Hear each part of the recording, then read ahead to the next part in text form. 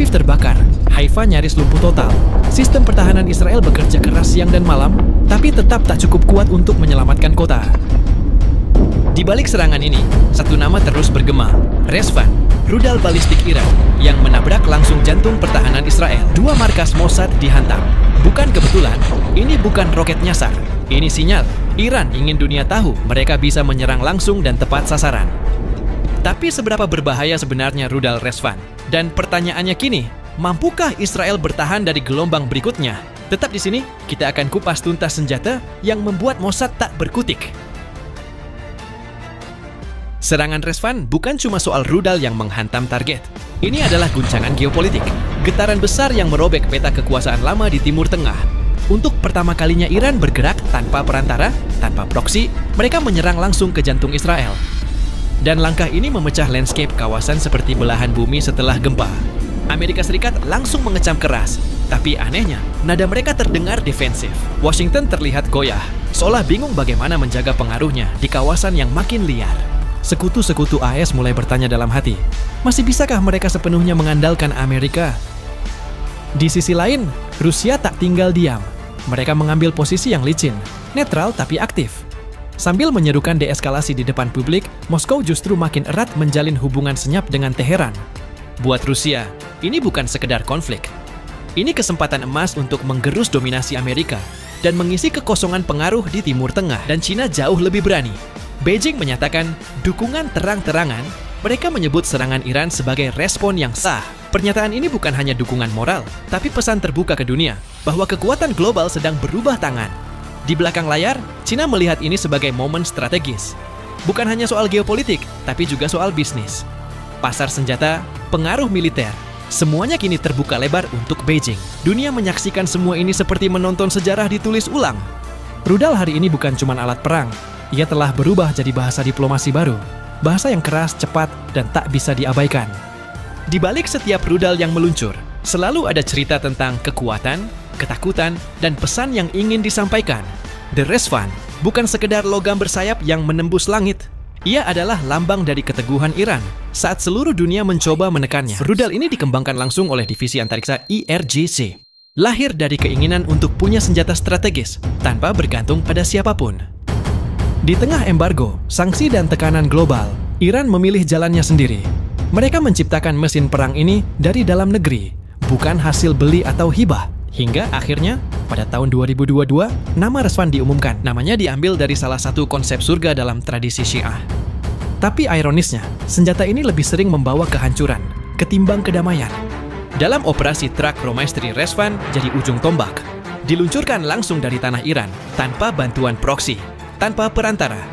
Dan itulah yang mengubah segalanya. Bagi Israel, ini bukan sekedar serangan. Ini adalah peringatan. Iran bisa menekan pelatuknya sendiri. Tak perlu lagi sembunyi di balik bayangan. Pertanyaannya sekarang, seberapa siap Israel menghadapi babak baru ini? Lawannya masih sama, tapi permainannya sudah berubah. Kalau Iran bisa menekan pelatuknya sendiri, maka Resvan adalah pelatuk itu. Sekarang mari kita bedah lebih dalam. Senjata yang diam-diam telah mengubah cara dunia memandang serangan jarak jauh. Resvan bukan diciptakan untuk gertakan, ia dirancang untuk menghancurkan. Rudal balistik jarak menengah ini menggunakan bahan bakar cair, jenis yang jarang dipakai negara lain karena rumit dalam penyimpanan dan peluncuran. Tapi Iran memilih jalan sulit itu demi dorongan yang lebih stabil dan kuat, terutama saat rudal menembus atmosfer. Salah satu fitur paling berbahaya dari Resvan adalah kemampuan melepaskan hulu ledak di 2 titik sebelum memasuki atmosfer atau sesaat sebelum menghantam target. Artinya, rudal bisa terbang dalam lintasan balistik lalu melepaskan kepala ledaknya untuk menghindari sistem pertahanan udara yang sibuk melacak badan utama rudal. Dan dengan radius mematikan 100 meter, serta radius efektif hingga 200 meter, satu ledakan saja cukup untuk melumpuhkan area seluas 2 lapangan bola. Dari sisi desain, Resvan punya panjang sekitar 12 meter, diameter 0,88 meter. Siluetnya mengingatkan kita pada rudal Qiyam atau Akil milik Houthi. Tapi dengan ukuran sedikit lebih panjang, tubuh rampingnya dibuat untuk satu hal, menembus atmosfer lebih cepat, menjangkau lebih jauh. Jarak jangkauannya sekitar 1.400 km. Cukup untuk menjangkau seluruh Israel dari titik manapun di Iran. Tapi yang membuatnya semakin menakutkan adalah sistem peluncurannya. Bisa dari kendaraan, pangkalan tetap, bahkan dari dalam bunker bawah tanah. Ini memberi keuntungan besar. sulit dilacak, sulit dicegat, dan bisa muncul dari mana saja. Menurut Panglima IRGC, rudal ini melesat 8 kali kecepatan suara. Dengan kecepatan itu, sistem pertahanan seperti Iron Dome atau David Sling dipaksa bereaksi dalam hitungan detik.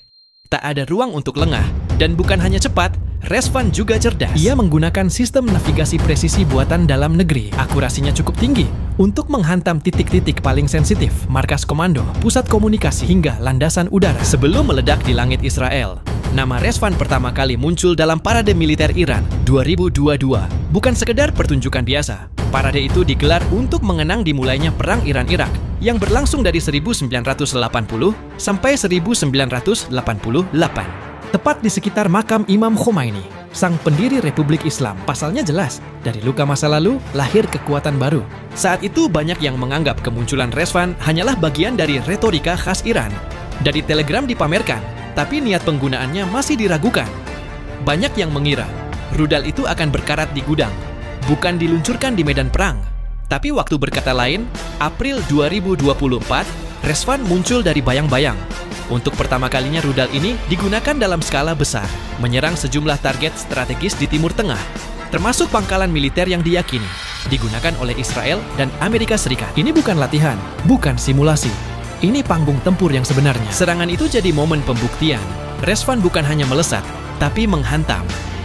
Presisi mematikan, dan yang paling menggetarkan, berhasil menembus sistem pertahanan yang selama ini dibanggakan lawan. Banyak yang sempat menduga Operasi Promestri hanyalah reaksi simbolik, sebuah pernyataan sikap tanpa dampak nyata. Tapi Iran ternyata punya rencana yang jauh lebih tajam.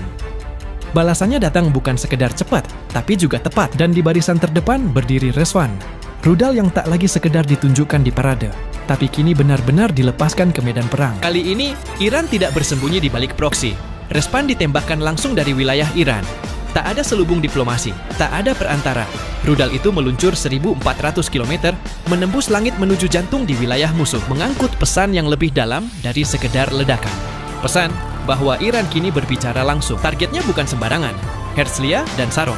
Dua titik vital bagi sistem keamanan dan logistik Israel jadi sasaran utama. Di Herzliya berdiri pusat Mossad.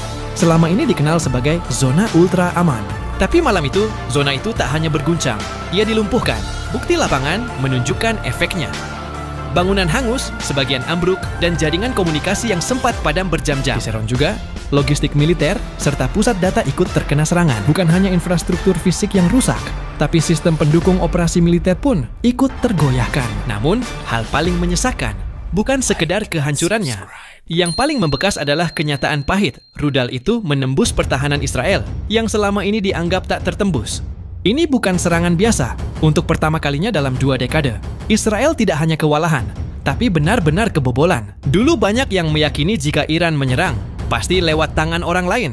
Hamas di Gaza, Hizbullah di Lebanon, atau milisi di Suriah. Tapi operasi True Promestri menghapus semua keyakinan itu. Iran kini tak lagi bermain dari balik layar. Mereka menembakkan rudalnya sendiri, tanpa proksi, tanpa perantara. Dan dunia menyaksikan langsung. Resvan bukan lagi simbol, tapi senjata aktif di medan tempur. Kini pertanyaannya berubah. Bisakah Israel bertahan saat sistem seperti Iron Dome dan Arrow mulai menunjukkan batasnya? Apakah mereka mampu menciptakan tameng baru sebelum gelombang serangan berikutnya datang? Atau justru inilah momen di mana Amerika Serikat harus ikut turun tangan? Bukan sekedar berdiri sebagai sekutu, tapi benar-benar menjadi perisai terakhir. Satu hal kini tak terbantahkan. Langit Timur Tengah telah berubah, dan bayangan perang yang dulu samar, kini semakin jelas bergerak perlahan dari balik gurun Iran.